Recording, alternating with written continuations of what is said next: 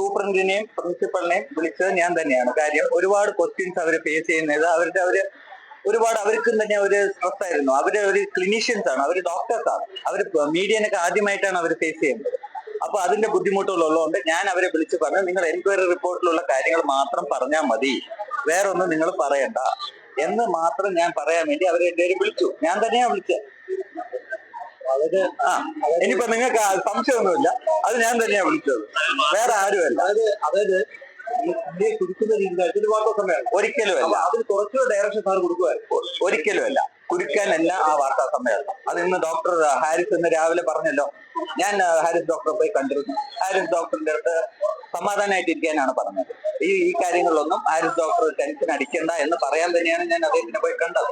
അപ്പോ ഹാരിസ് ഡോക്ടറിനെ കുരുക്കാനാണെങ്കിൽ ഞാൻ പോയി കാണത്തില്ല. അപ്പൊ ആ രീതിയിൽ തന്നെയാണ് അത് എടുക്കേണ്ടത്. ഒരു അനുചിതമായ വാർത്താ സമ്മേളനം നടത്തിയത്, അങ്ങനെ ഒരു അഭിപ്രായം എനിക്കില്ല.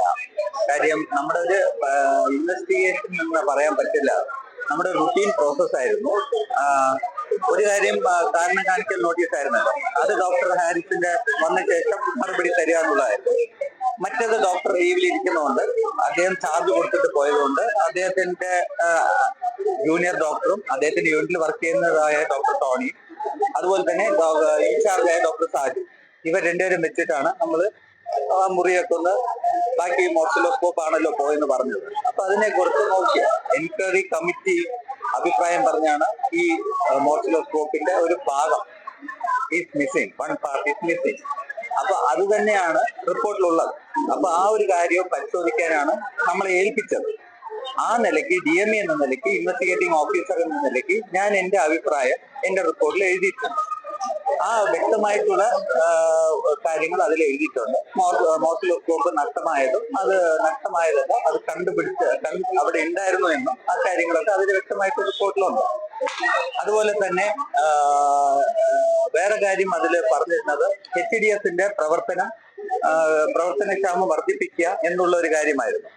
അപ്പൊ അതിനു വേണ്ടിയിട്ടുള്ള എന്തൊക്കെയാണ് മാർഗങ്ങൾ സ്വീകരിക്കേണ്ടത്, ഇതായിരുന്നു അതിന്റെ പ്രധാന ഭാഗം. മറ്റത് റുട്ടീൻ പ്രോസസ്സാണ്, മെമ്മോ ഇഷ്യൂ ചെയ്യുക, അതിന് മറുപടി നൽകാണ്. അതിന് നമ്മൾ വെയിറ്റ് ചെയ്യുന്നില്ല, അദ്ദേഹത്തിന്റെ സൗകര്യം അനുസരിച്ച് അദ്ദേഹം തരാനാണ് നമ്മൾ വെയിറ്റ് ചെയ്യുന്നത്.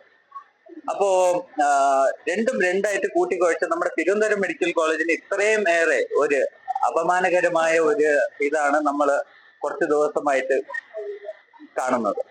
ഇത്രയും പാവപ്പെട്ട രോഗികൾക്കും ഇത്രയും അധികം വികസനം ഉണ്ടായ മെഡിക്കൽ കോളേജ് ആണ് തിരുവനന്തപുരം മെഡിക്കൽ കോളേജ്.